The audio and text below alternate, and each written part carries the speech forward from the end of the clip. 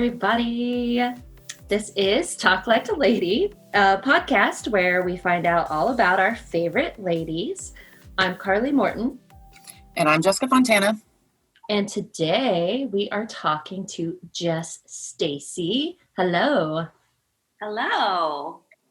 How are you tonight? I am excellent. I am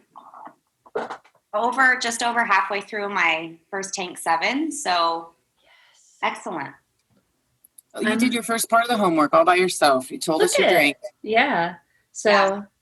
I've always been an overachiever, so I guess that's how we start this too. Yes. Good job. Who is your badass lady tonight, Jess? So my badass lady is one of my favorite psychologists, which is super nerdy, but she also has had a real personal impact on my life from her really groundbreaking work. So her name is Kristin Neff, and she is the pioneer in the movement called self-compassion, which is rooted in Buddhism. And the most basic way to explain it is that you approach yourself with the same kind of kindness that you would a good friend when you are struggling or going through some kind of suffering, whether that be physical suffering, emotional suffering. We tend to be really critical of ourselves generally, and we compare frequently. And that is kind of the antithesis of compassion towards ourselves. And it's so easy for us to be compassionate towards other people, but often not towards ourselves. And it was during graduate school, and I was going through my own therapy, which is something that is highly encouraged of psychologists if you want to do one. Yeah. And I just realized how much I struggled with criticism of myself and never feeling like I was good enough and was a complete imposter in my graduate program. And it was a total game changer for me. I have the book with me.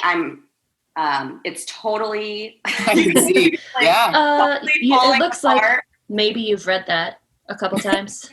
Yeah. So it's so torn up because I read it over a summer next to a pool. I did my graduate training in San Diego, which was lovely.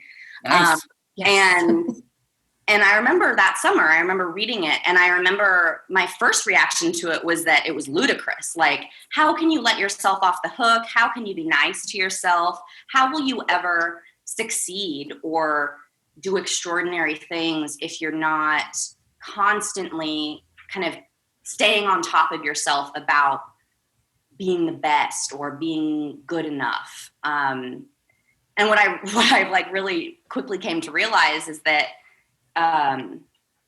beating yourself up doesn't actually really get you the kind of success that you would want or enjoy. You can't really even fully appreciate or internalize success when you are that critical of yourself. So that is why I chose Kristin Neff as my badass lady, because she pioneered this movement. She's in Texas. She's a professor. I would kill to go to a lecture sometime. But she's awesome. Isn't that weird though? Like, you were going to school for this stuff and you would never, like you said, you would never tell one of the people that you worked with to be super critical of themselves to be successful, but yet you were internalizing that behavior yourself and those thoughts, you know? Yes. And we all do it. Yep. Oh yeah. I'm real bad at it. It's especially difficult for women in terms of social comparison. Yeah. I think along these same lines, I don't know, probably 2 years ago, I was listening to a podcast and something they said, and it seems so simple because I heard it and it blew my mind. But then I was like, why didn't I think about this? But it was what you said. It's treat yourself like you're one of your own friends. And I was like, damn, I'm still not good at it. But it blew my mind. I was like, why am I so willing to, treat other people differently than myself, and be forgiving and So I'm going to have to get that book because Noted. we all need that. Her writing is very straightforward, which is nice. She's a psychologist, but she doesn't really use jargon. She just talks like a regular person. Oh, that's good. Which is important if you're trying to get the message across. Absolutely. Yeah. And there are also exercises embedded in the book, which I will be 100% transparent. At the beginning, I was like, I'm not doing these fucking exercises. This is weird. And even by the end of the book, I was not convinced. I will tell you. What convinced you? Completely honest. Practicing it. Okay. That's the only thing that convinced me. So were you just like, okay, I'm going to try this? Yes. Reading it got me intellectually engaged. All right. And then I thought, why not? Yeah. I have struggled with self-doubt and self-esteem issues for as long as I can remember. Let's try something different. And that was 5-ish years ago. Wow. And I have committed to trying to practice it in small ways ever since. And it's still a practice. And Dr. Neff talks about that. Just like meditation or yoga or anything, you have to keep practicing it. It's not Absolutely. that you just inherently start doing all the time. You know, Right. You have to be intentional about it. Right. I feel like that's everything, really. Sure. Yeah. She sounds like a badass. Yeah, I think I like Kristin. Yeah. We like badass. to be introduced to new badasses. Yeah. But I mean, anybody that is encouraging women to empower themselves, which is really what that is brilliant to me. So that makes me happy. Yes. What organization did you choose? So my organization that I chose is one that has been near and dear to my heart for a very long time, and that is Pet Resource Center of Kansas City. So they are formerly known as Spay and Neuter of Kansas City, and they recently changed their name. So I don't know if most people know of the new name, which is the only reason I'm referencing the previous name. Right. I went to volunteer there right out of college because I thought I wanted to be a veterinarian, and I thought, what better way to get some hands-on experience and to see if this is really what I want to do. Right. So I went and I volunteered for one of their spay and neuter clinics, and it was just a really great environment. I thought it was an amazing service that they were offering to the community. And then when I returned to Kansas City a couple of years ago and got my own puppy just this past year, she obviously needed to be spayed and get her booster vaccinations. And I went right back there and had the most incredible experience. I think that the thing that I really like about it the most, though, is that they recognize that no matter your background, animals can be hugely important in people's lives. And they want to make sure that people who have less resources are able to care for their pet in the best way that they can, even with financial limitations. So they offer extremely low cost vaccinations, spays and neuters. Wonderful veterinarians donate time. And then they also do a lot of community outreach. So they're just fantastic. They're at like 59th and Troost. They've been in the same building for as long as I've known of them. Their building has gotten major upgrades, though. Don't get me wrong. It's great inside. But yeah, I had a great experience recently and longer ago. So good. Awesome. That's my favorite Kansas City organization. Awesome. Well, you're talking to two animal lovers, so Right. I'm okay with that. I mean, you saw the zoo earlier. Yeah. Yeah. Is that Sprout barking? Yeah, you might hear some hound dog bark. Oh gosh, I hope so. She'll just join the rest of the podcast dogs. Right. My dogs are always being idiots on here, so it's fine. All right. Oh, you know what I want to ask you? Okay, so we're all drinking Tank 7. And we always ask everyone if they have a Tank 7 story because it seems like everyone has like a crazy ass Tank 7 story because Tank 7 is the most delightful thing ever. So what is yours? For those that don't live in Kansas City and don't drink Boulevard Brewery beer like regularly, Tank 7 is a very strong beer, but it's really good. It's so good. It goes down very easily. So it's like, it's kind of like a local thing to have a Tank 7 story. Yes. So. Yes. So I've drank Tank 7 since it very first came out and love it. My dogs are full on crazy. They clearly have had enough Tank 7. Hey guys, calm down. Holy moly. They're like, Mom, pay attention. Look, I'm on the couch. So I'm just going to tell you my story about obtaining Tank 7 this evening for this podcast. So originally I thought that we were going to be starting at 6. And so I was rushing. And I knew that the liquor store just down the street from me has Tank 7, which for really tiny liquor stores in Raytown is a rarity. So I was like, I already know where I can go to get it. I'm going to get in the car at 5:45, go get it, and be back just in time, and we'll be good. So I get in the car, and I'm driving, and I'm almost there, and I see on my right Trump and Pence signs, and I immediately formulate a plan that when I turn around and come back, I'm going to steal them so that I can destroy them. But then I really get into my head and I'm like, okay, listen, A, you don't have enough time to carry out this plan because you have to be back at 6 for the podcast, which obviously wasn't the right time.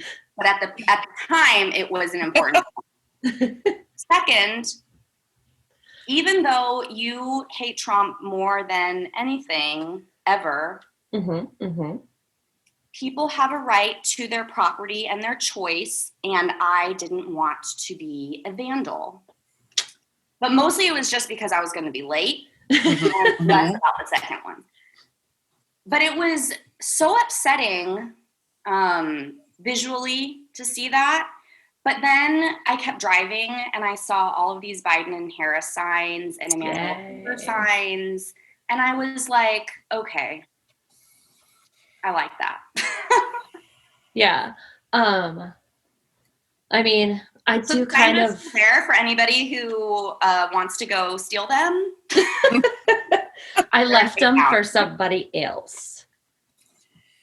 Yeah, I know. I have those same thoughts. Like, I don't like seeing it, but you're right. Right, but also like if your car country is based on choice. Like, but if your car accidentally goes into someone's yard, accidentally, you know, like sometimes I lose control of it or something.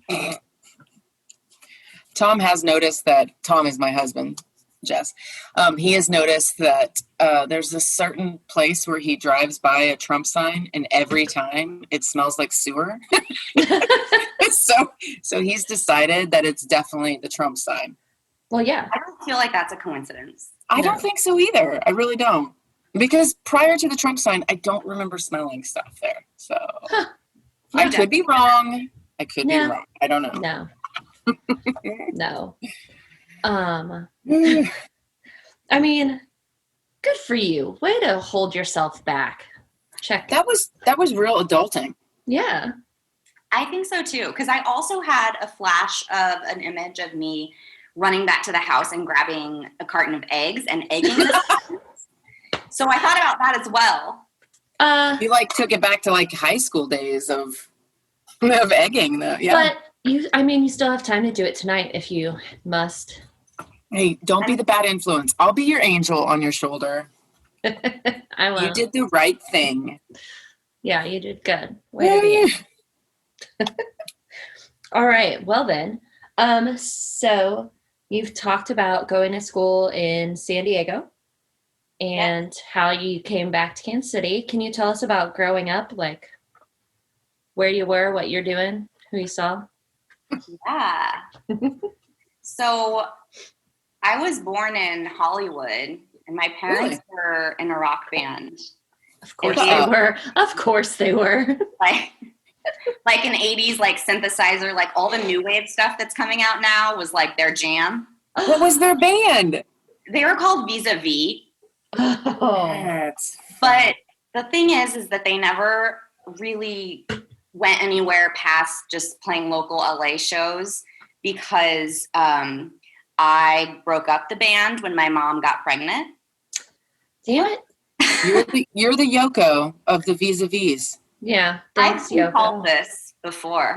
Actually, I don't like that Yoko gets the blame for that, though. I feel like it's just because she was a woman. Yeah, that's true. That's kind of crazy. Poor Yoko. Well, Poor Yoko. yeah, but so was he. Yeah, he was crazy too. It's fine. So my parents decided to give up the lifestyle of musicians and moved us down to San Diego because that's where they were both raised and from. And I lived there till I was 10. And my dad was studying to become a psychologist at the time. And he had to do what's called a postdoctoral fellowship, which is kind of like a medical residency where you typically go somewhere else in the country to do your final year of training. And so we got to go to Topeka, Kansas. That's my hometown. Woo-hoo. So did you like when Jenna said that?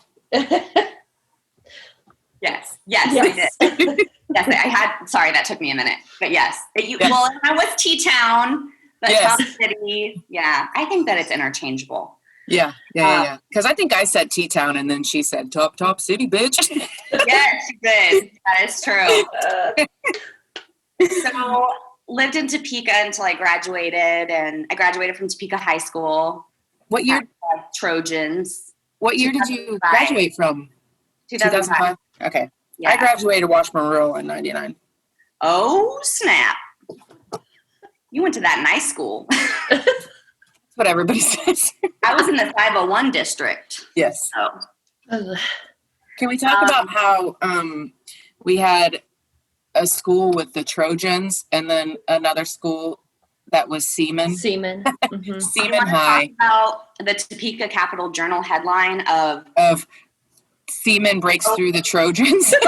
Yes. And there was another one, hold back Seaman offense.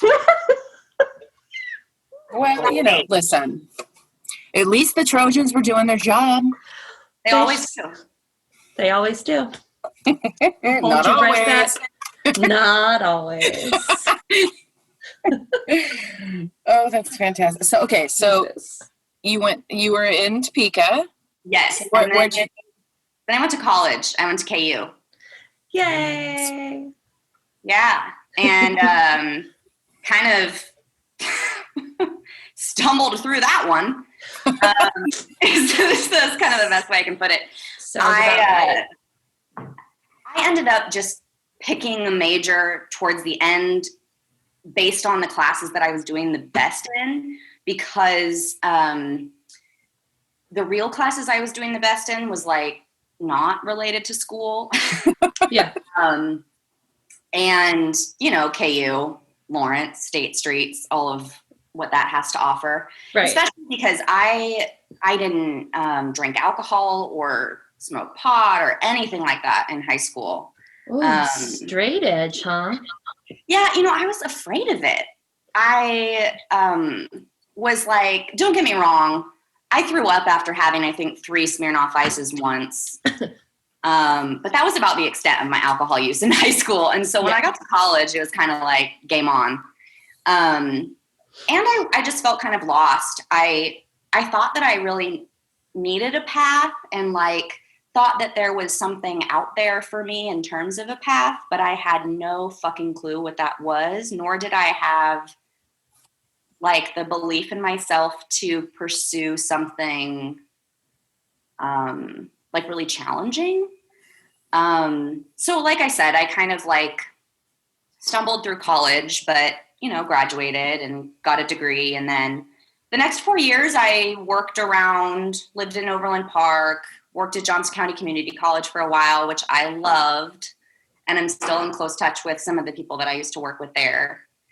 And then I kind of decided that I wanted to go to graduate school and I wanted to become a psychologist, even though I in no fucking way believed that I could accomplish that. You're like, but I did it anyway. Isn't it kind of a bummer that everybody has to decide what the fuck they want to be when they're still trying to find themselves and they're still trying to like discover who they are, you know? Yeah. It's such a bummer that we have to go to college. I mean, you don't have to, but right.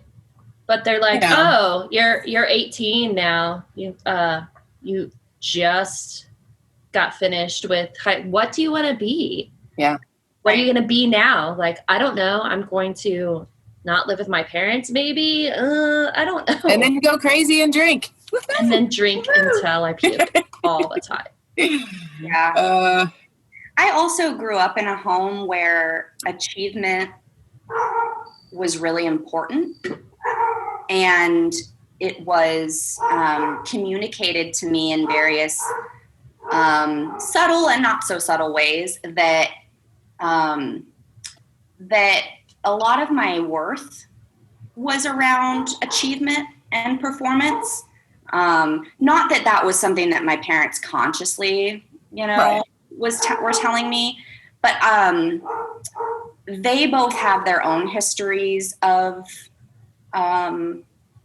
conflict around performance and being good enough. And so that kind of difficulty was kind of transferred to me in a way, as it often is in families.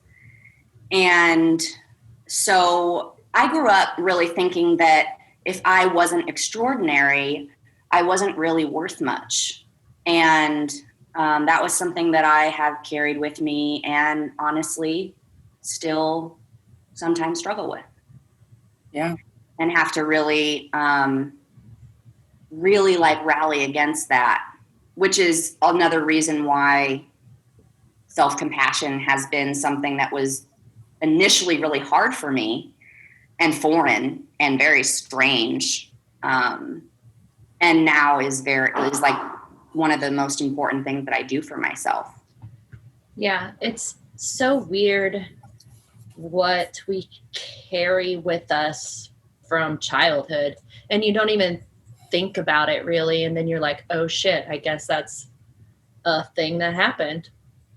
Well, and you know, it's like what you said, Jess, though, like oftentimes it's not like our parents are purposely right.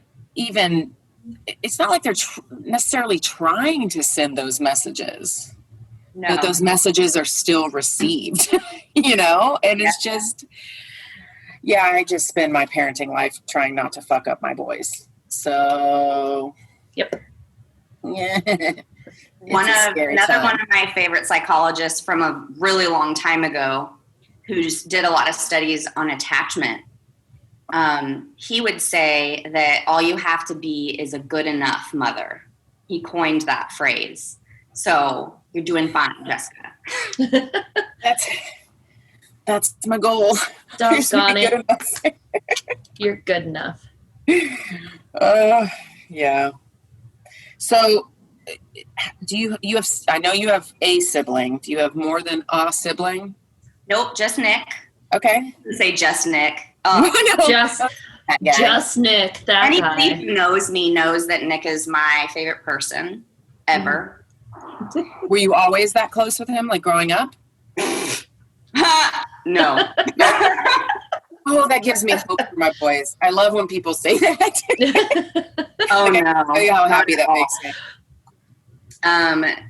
I mean, don't get me wrong. We have some really sweet moments and memories from when we were growing up together. We're a very performative family, And so we would put on these wild dance theatric performances, complete with costumes for our parents all the time. Many of which he had to wear underwear on his head for. And there is photographic evidence of Shut up. Oh, man. I think my mom has it. Mom, need So we pictures did some of fun Nick. stuff like that. And, but we really didn't get very close until probably while I was in graduate school, which is interesting because I was away. I feel like I hear that a lot, though. I mean, you get that space, I think. Yeah. And then maybe you like actually start to see them as more of a human, you know, like, so that's interesting. I really do hear that a lot.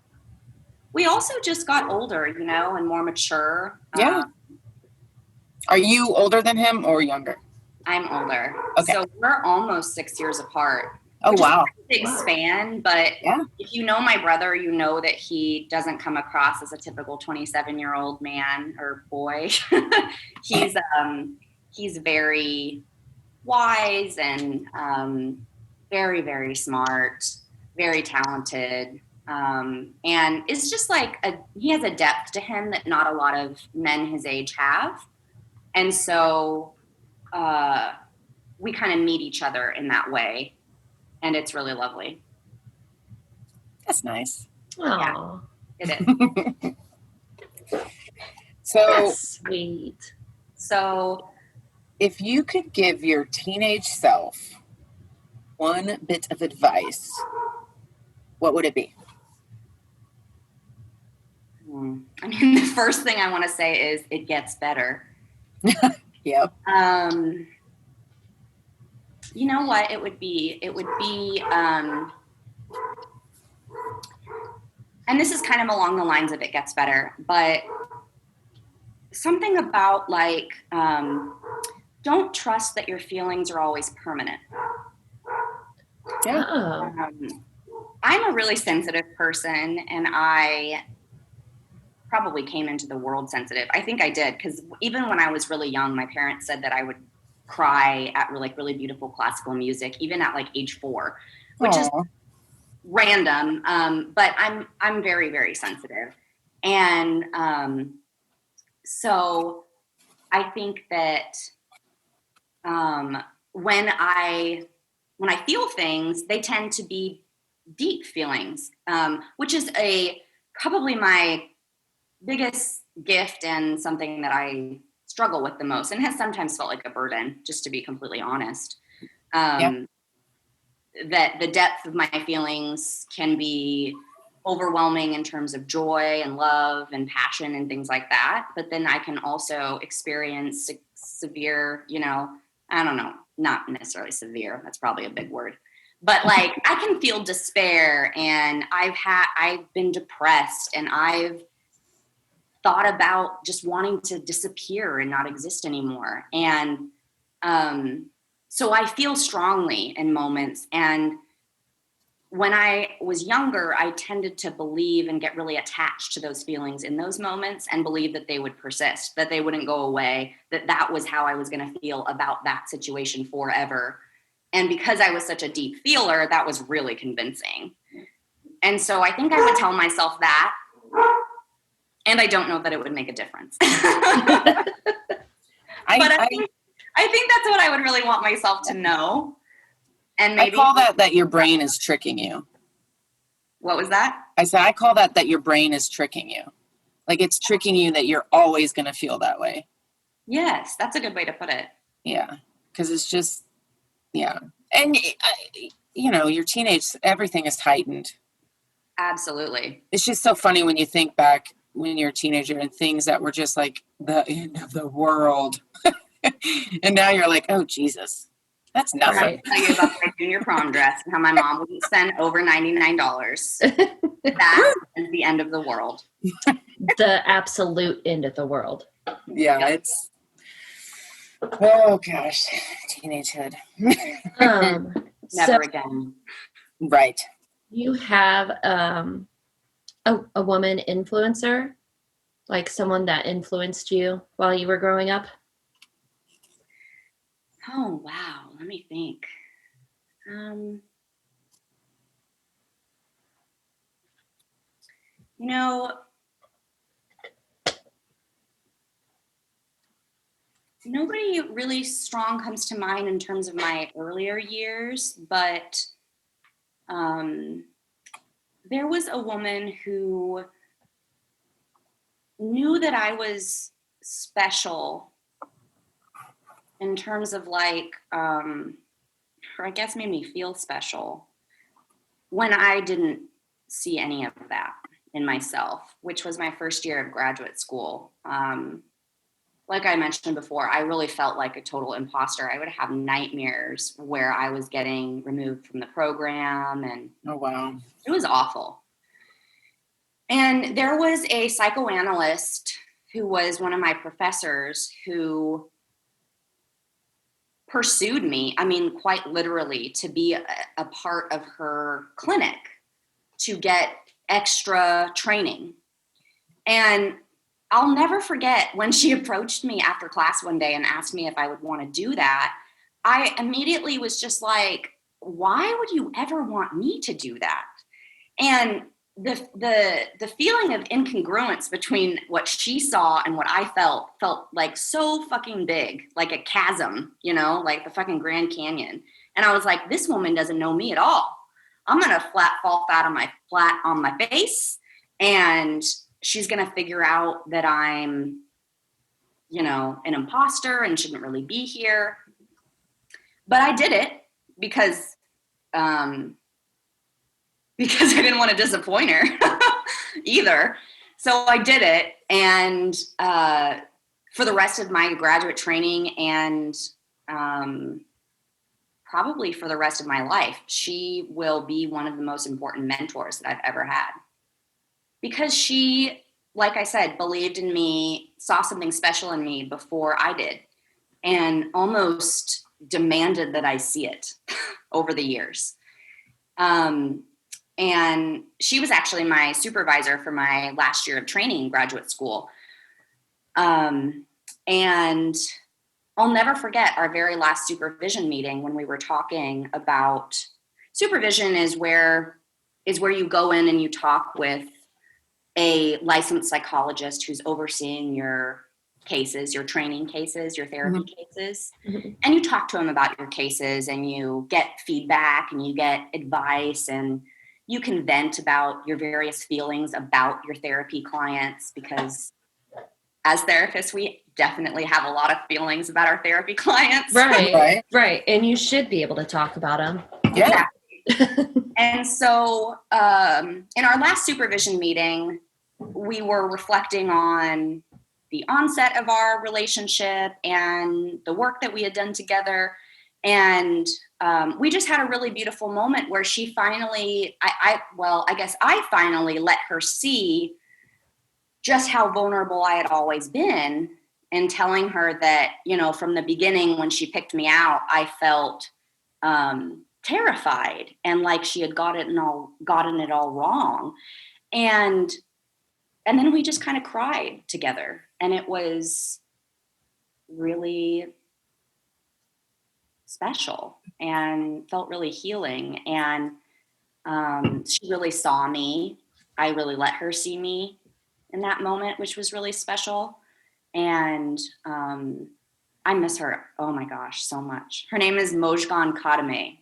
She's Iranian, the best motherfucking dresser I've ever seen.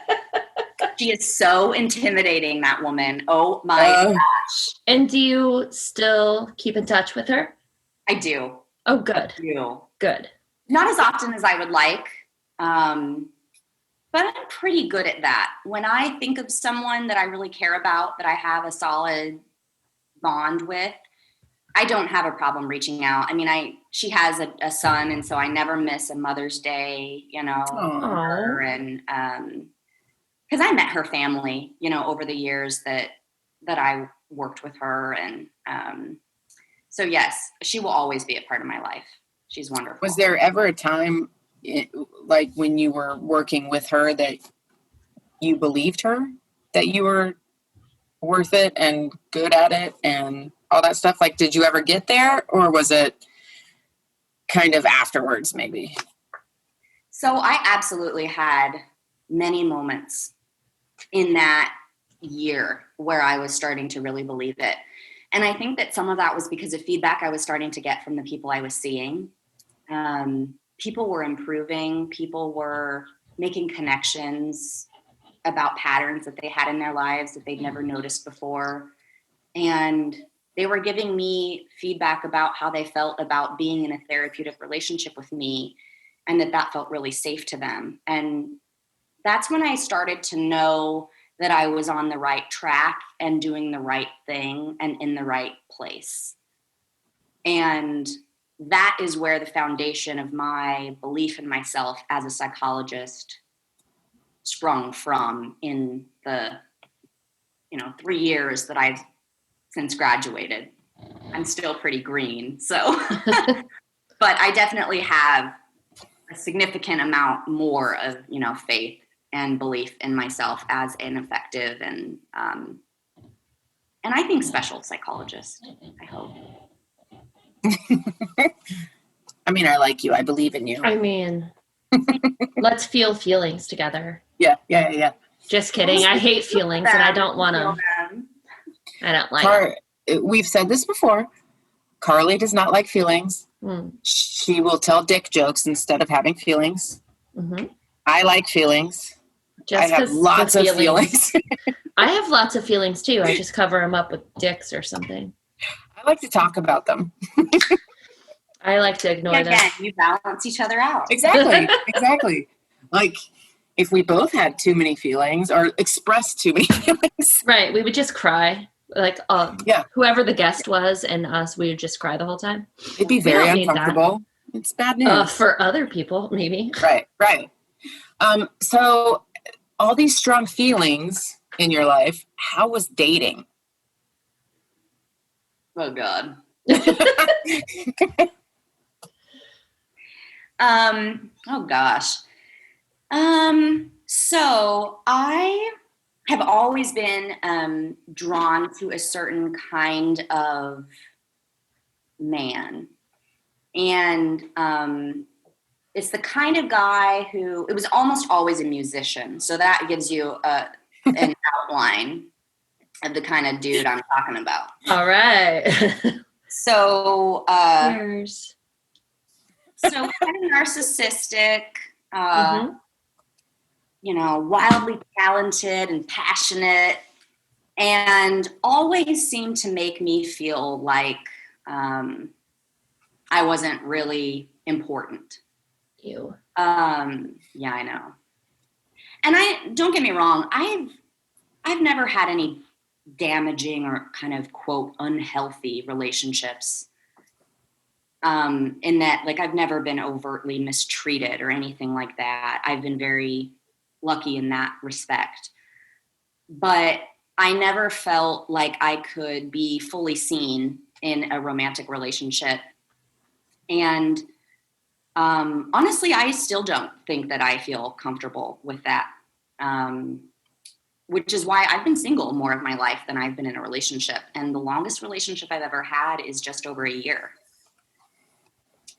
The last relationship that I had was with a woman for the first time in my life.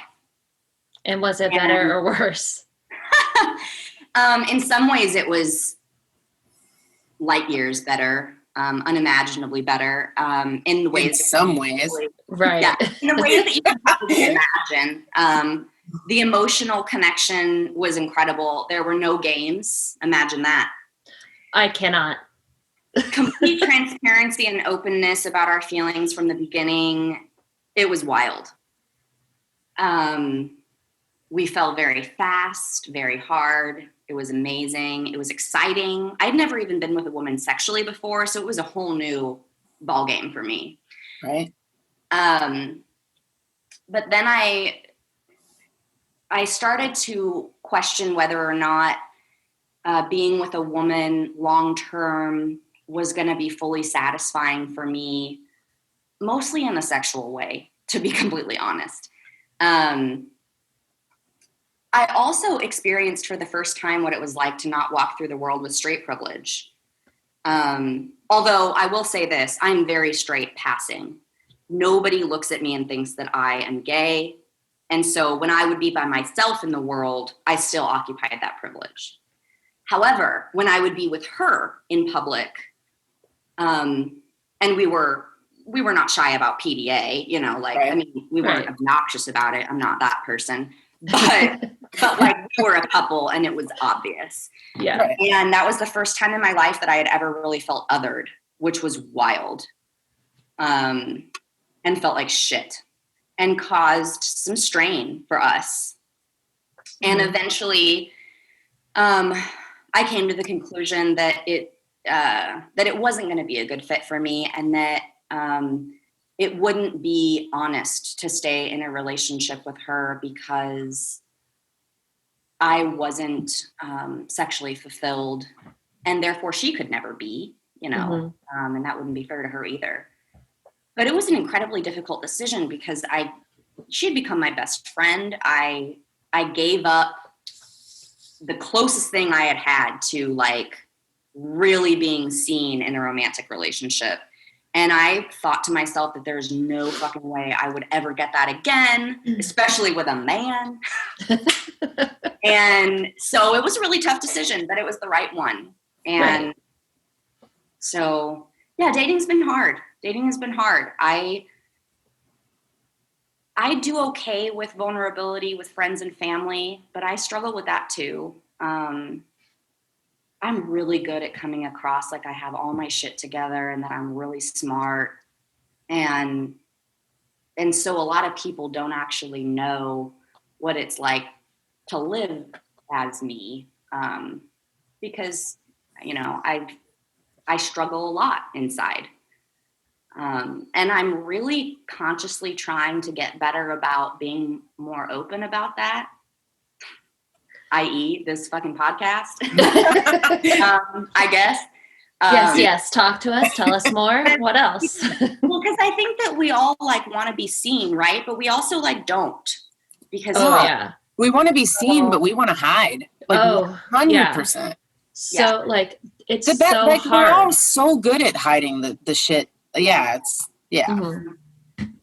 that's why like all mental health stuff, it's hard because even the people closest to people don't know everything, you know. We're all good at hiding it. Yep. So do you have a worst first date? Oh gosh.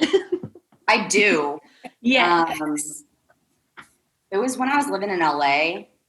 P.S. LA is the worst city to date in.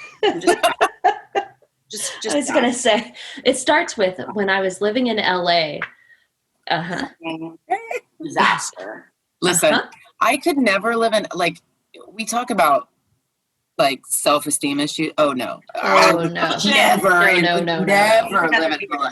I don't think I could even visit there. Oh God, yeah. If I visited, the thought of it is a little scary.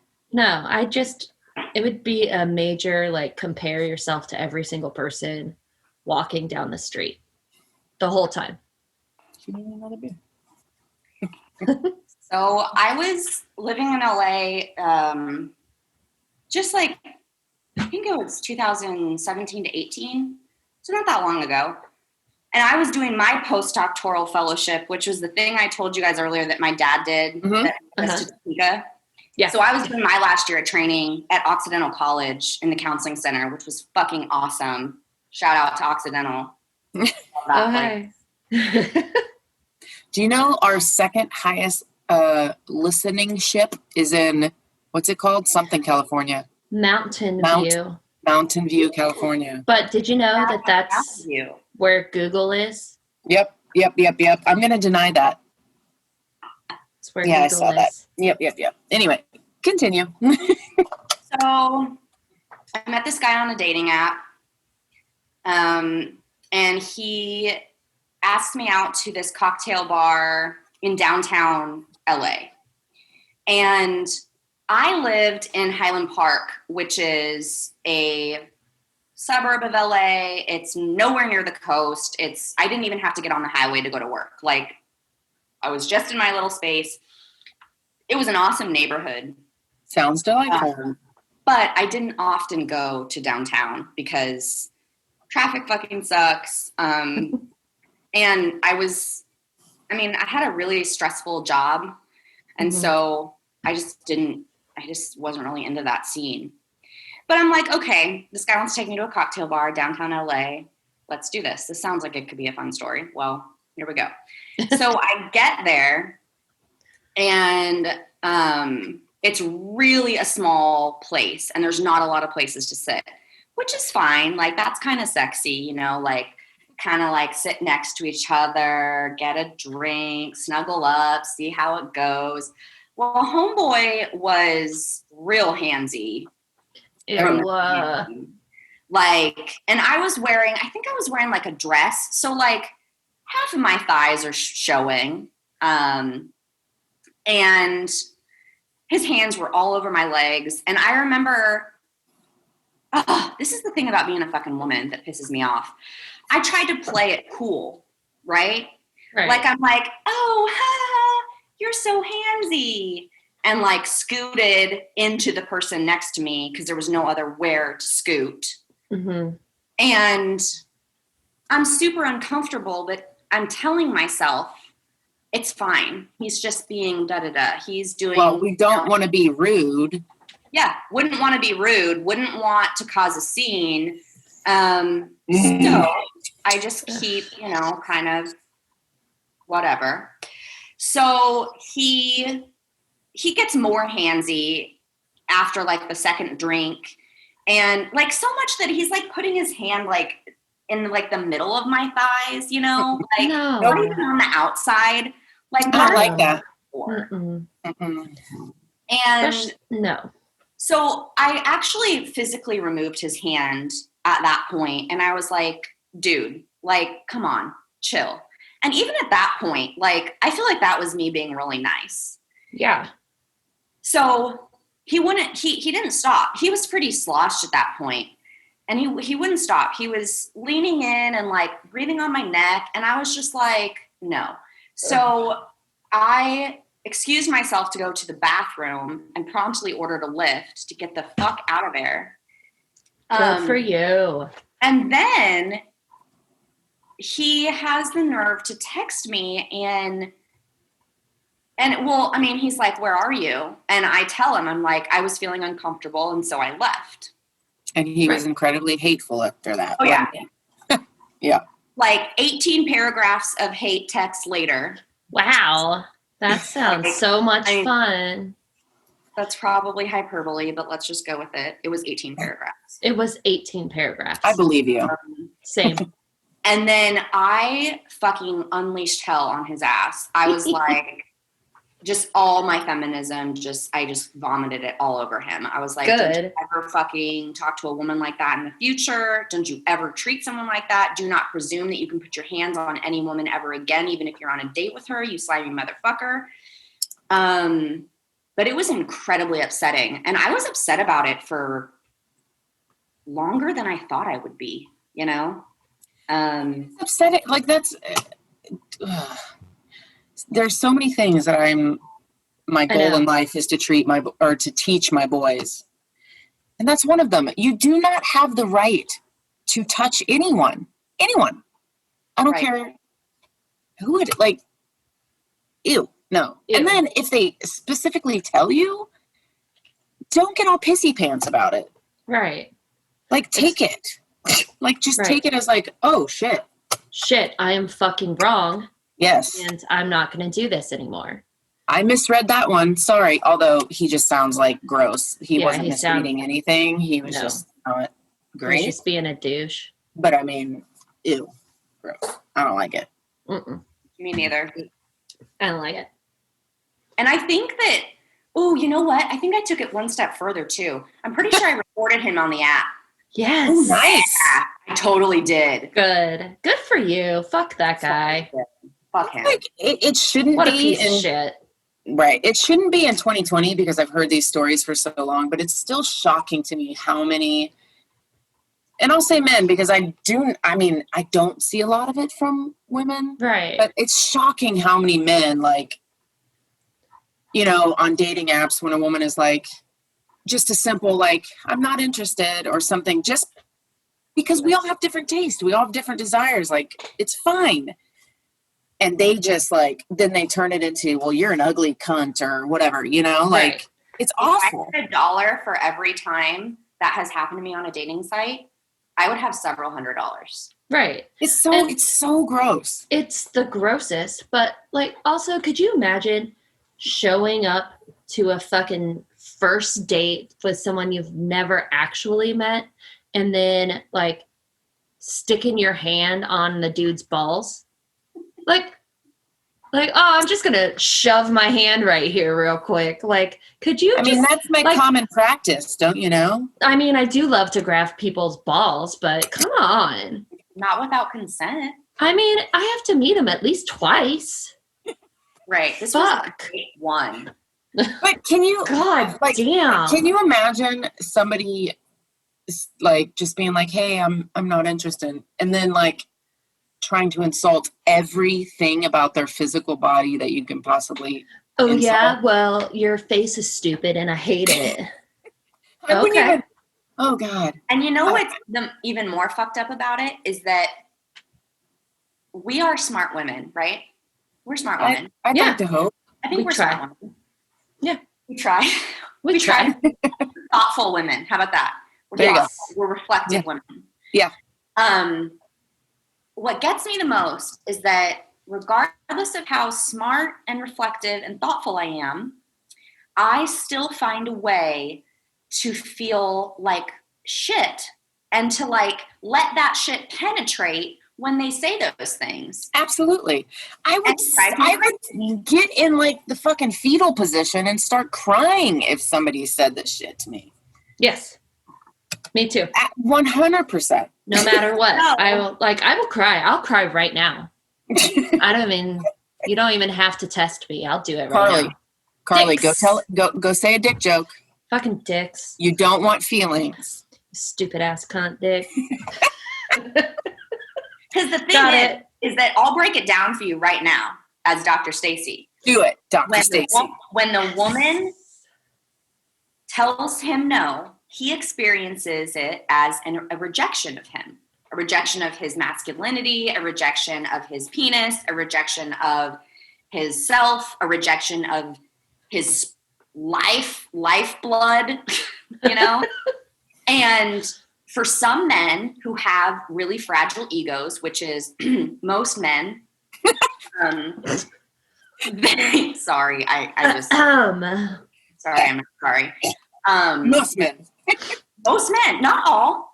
Don't get me wrong, not all. Not all.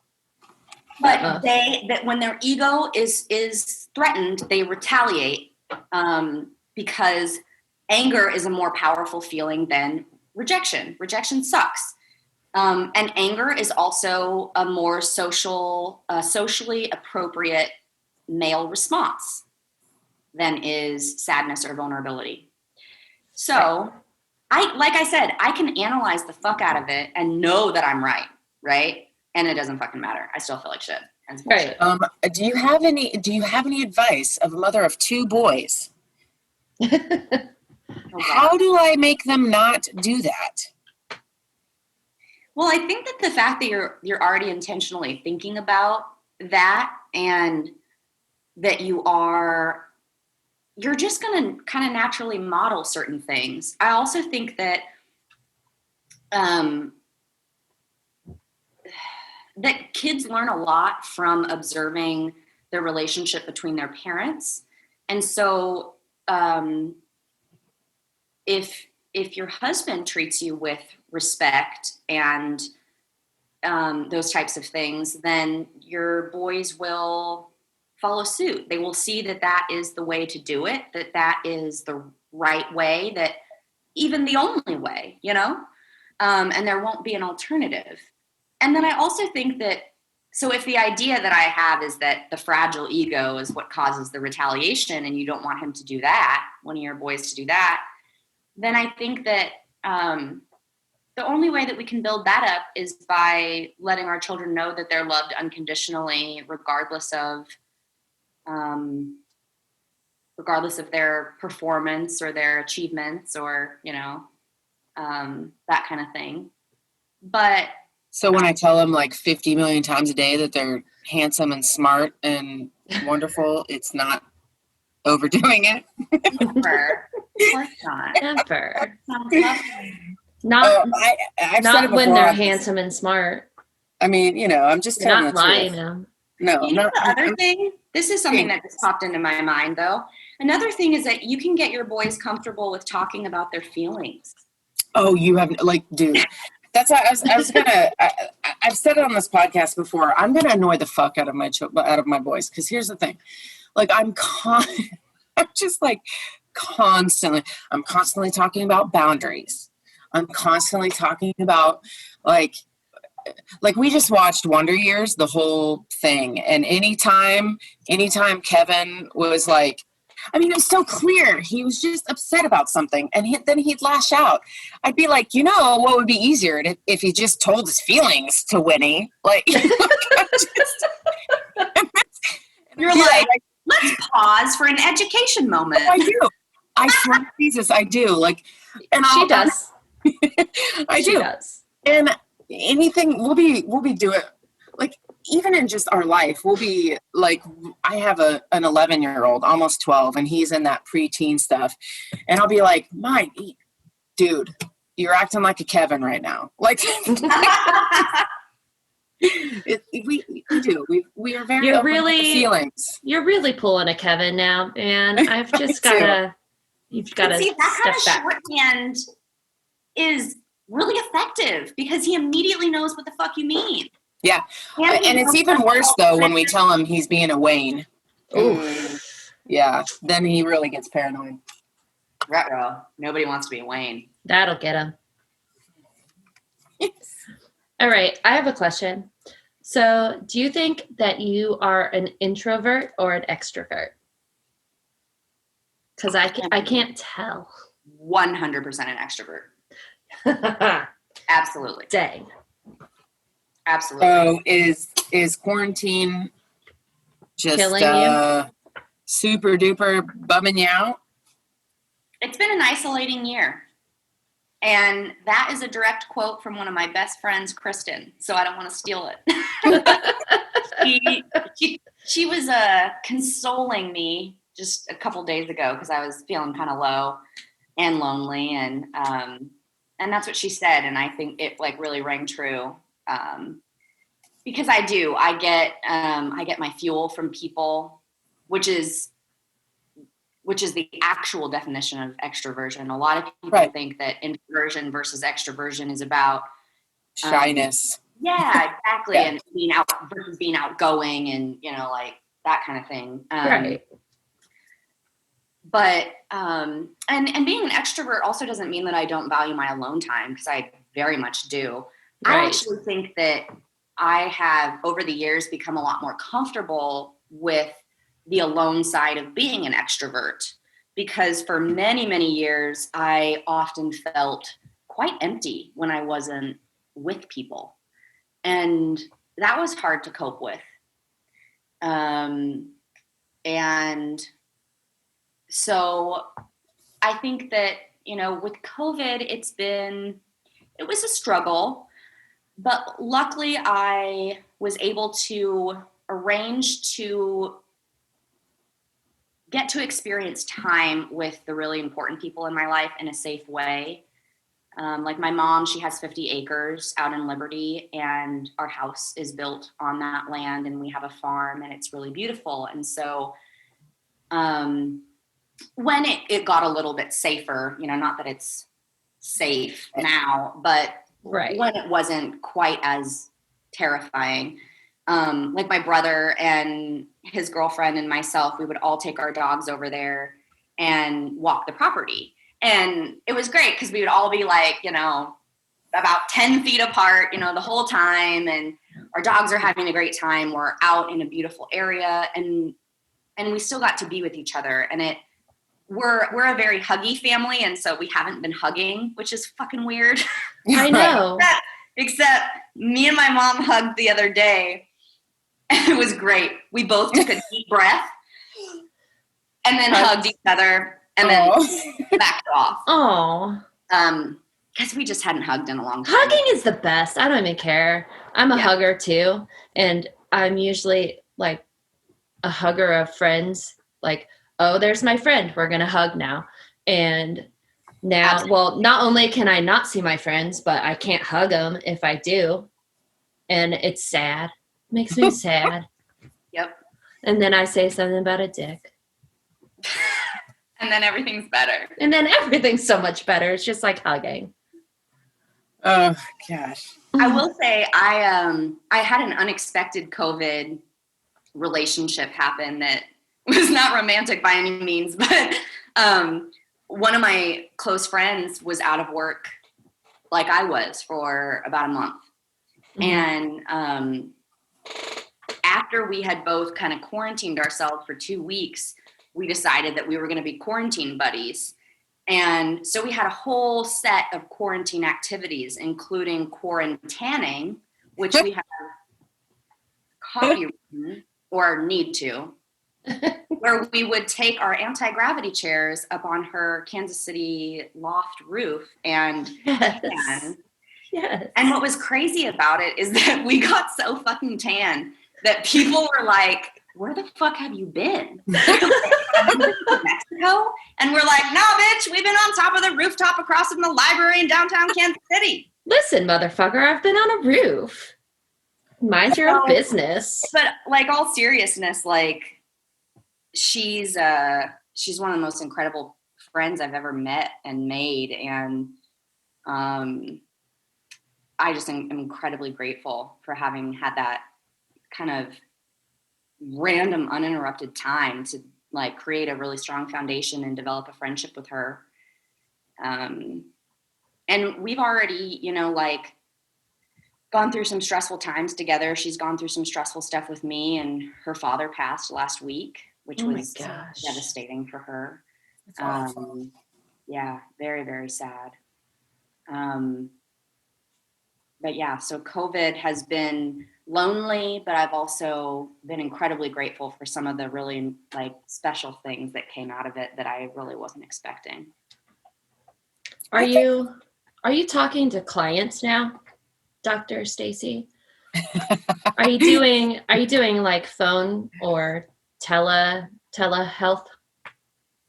So, I'm not. I do not do any telehealth therapy. So what I actually do is really cool. I think my job's really neat. I don't do any therapy right now at all, mostly because I needed a break from it, because I got pretty burnt out in my last job, my first job out of my training. And I abruptly left that job last August because it was just not a good position and situation and environment for me to be in. And I went to work for a company who has a contract with the VA to do their disability evaluations. Oh.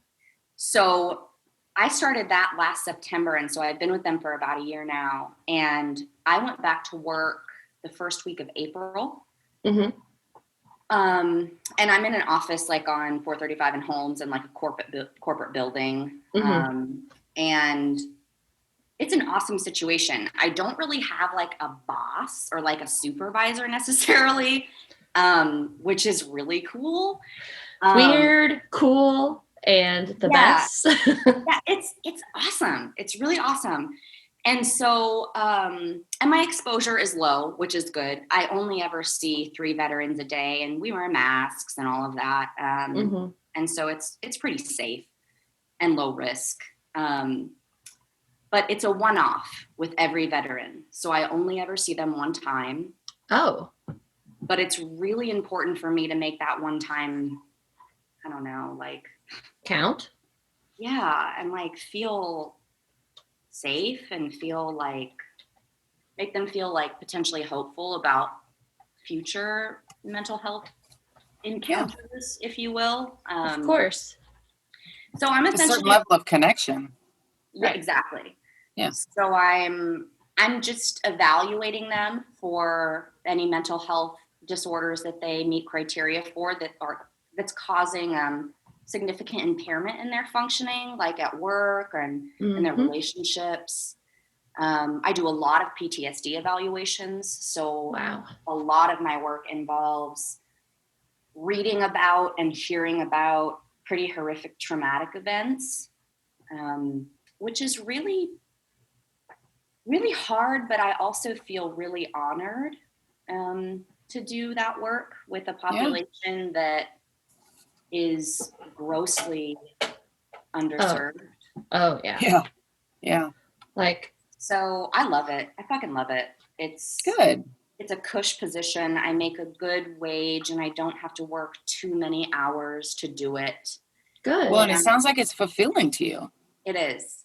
It is. I know I want to do therapy again in the future.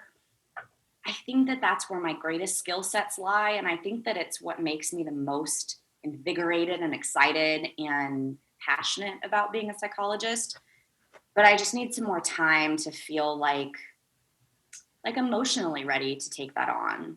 Right. Like, it's a big thing to take on. It is.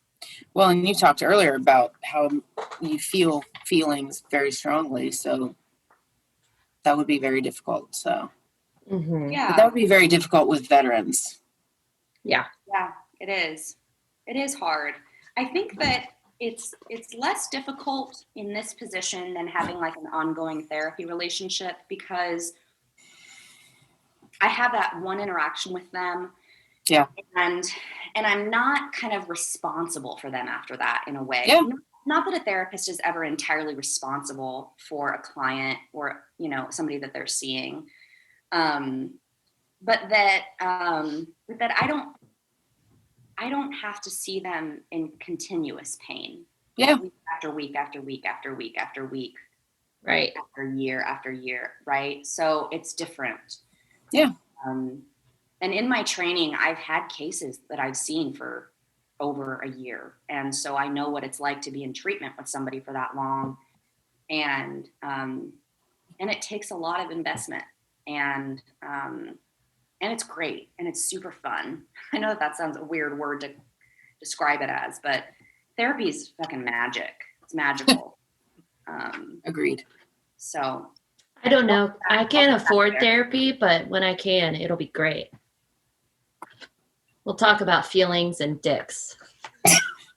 or just dicks. Or just dicks. We don't know. We'll guess. She's not there yet. I'm not there. I can't do it. I was going to say, I really want to say, are you sure it's because you can't afford it? Yep. No. That's what we're going with tonight. Right now? Uh-huh. Uh-huh. Oh, God. Okay. Let's bring it down to the less than fun topic of, do you have a Me Too story? Well, I shared some of a kind of a Me Too moment with you guys first date. Yep.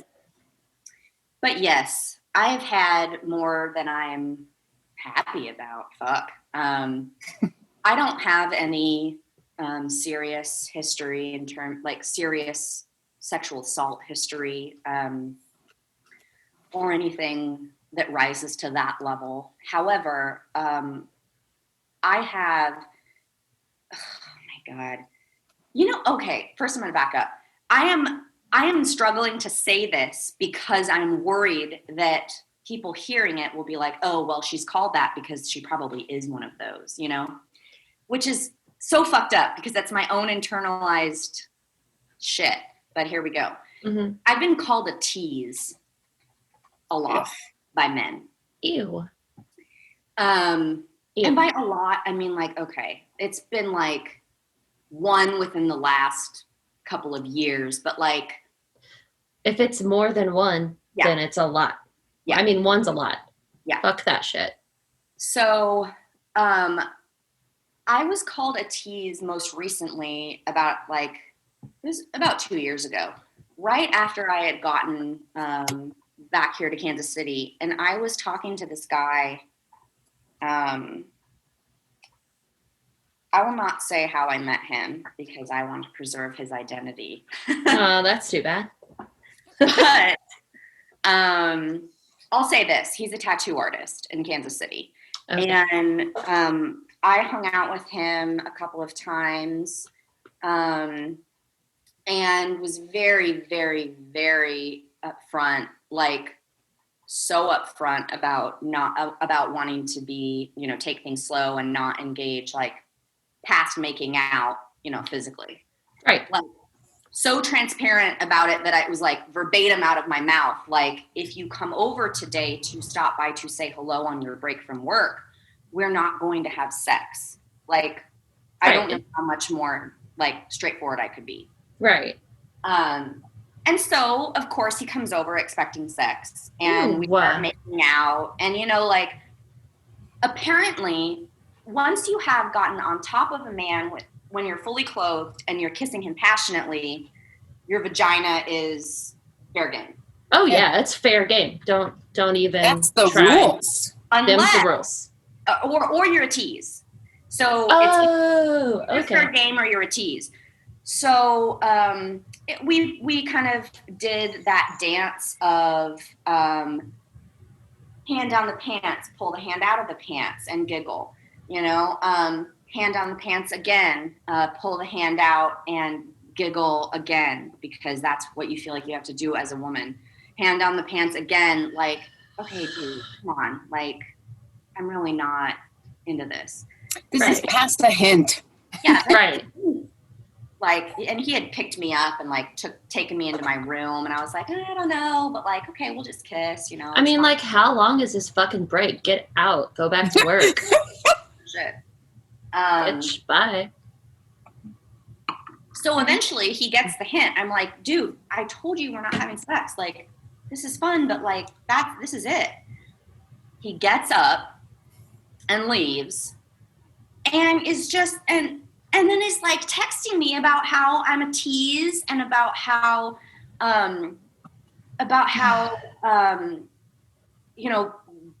getting a man hard and, blue balls and the whole deal. I was like, Is he like 15? Yeah, no shit. I was like, am I a junior in high school? What is Right. Right. Like, first of all, this is like a 30-something-year-old man. No. Also, you have a boner when you wake up in the morning. What are you going to do? Be like, oh, my pillow's a tease. Fuck you. But also, you can look at a dude and he gets a boner. Like, it's like... No shit. Right. Well, and also, what about my fucking boner? I was wet as shit. Like, what the fuck? Right. Like, I was stranded too, you dick. Fuck you, dude. Like, I was in it too, but I wasn't. So, fuck This you. is called self-control. Yeah. Right. Especially when I already told you Yes. you weren't going to fuck. Before you even showed up, bro. Before you even showed up. Right. See, that's not a tease. That's fair warning. That is. Listen. Also, that's you're like, out. Yes. Here's the thing. That's making out, you asshole. God damn it. It's fucking a blast. Like, making out is a blast. Right. It's great. Why don't people make out more? Okay. I don't know how I ended up. Because they bang, probably. I don't know. Fuck. I don't know how I talk about other men. Like, there are so many just not great men. I don't know how I ended up with a good dude. Yeah, you got one. Because there's just... You both did. But I know. Tyler's over there. He's doing good. Men can be so gross.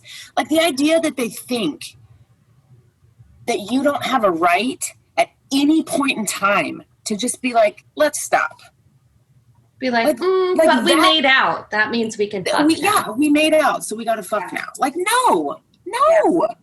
There was another dude right after. But then, sadly enough, so many women, like, I mean, what age were you when you realized that it's okay to say no at any point?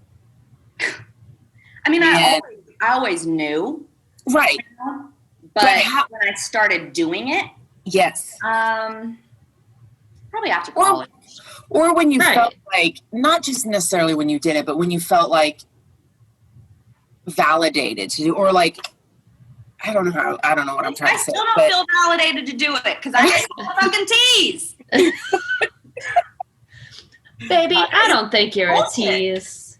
It it's insane the way that women see themselves or see how they should act, or it's so gross. Should act. Ugh. Yeah, I don't like There's it. so much work to do in the world. Yes. Yeah. It's sad. Ew.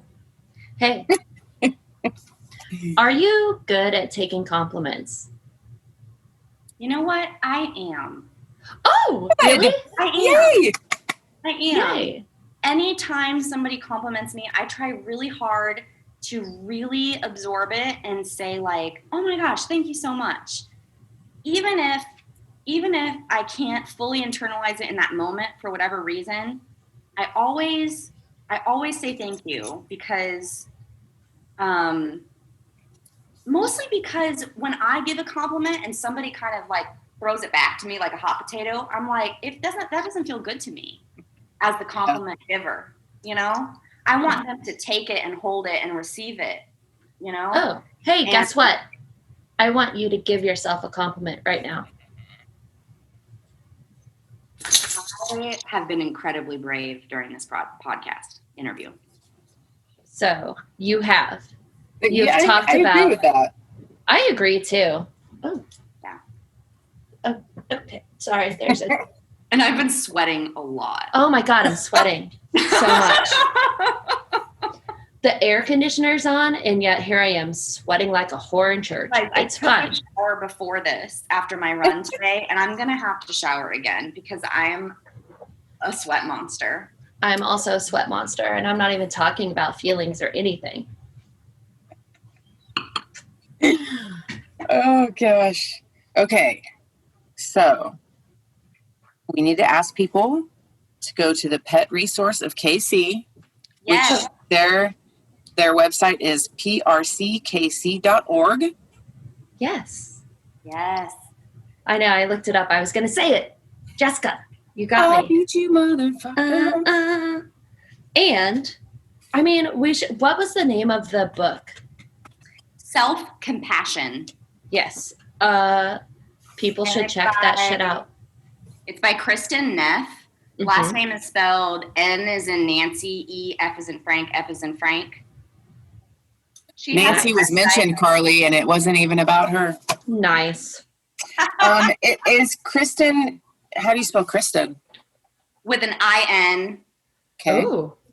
A K or a C? K. Okay. All these. Got it. All right. And also, people can check out our social media. We've got Twitter. We've got Instagram. It's TLAL podcast. And then email is tlalpcast@gmail. And on our email, we want you to give us recommendations of people we should talk about. Badass ladies, tell us your stories. We want it all. Give us all your stuff. That sounds dirty. No, it is dirty. Give us all your stuff. Especially Nick. But just dicks forever. Just kidding. Do not send us dick pics. Please do not. Please do not. Don't. You guys don't send us dick pics.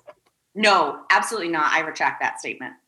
Damn it, Jess. Nobody ever wanted a dick pic, and nobody will ever want a dick pic. No, I mean, if I want it, I'll ask for it, okay? Amen. That's fair. An unsolicited dick pic. Nobody ever wants an unsolicited dick pic. Disc pic? Disc pic? Dick pic. There we go. I want disc pics. Tank 7. It's the Tank 7, man. It'll get you. Hey, Jess. Hey, Thank you for coming on our podcast. You're so welcome. Thank you for having me. This was You're fun and delightful. It was delightful. delightful. Yeah. So here's to ladies. Let's start listening to what they have to say. Goodbye.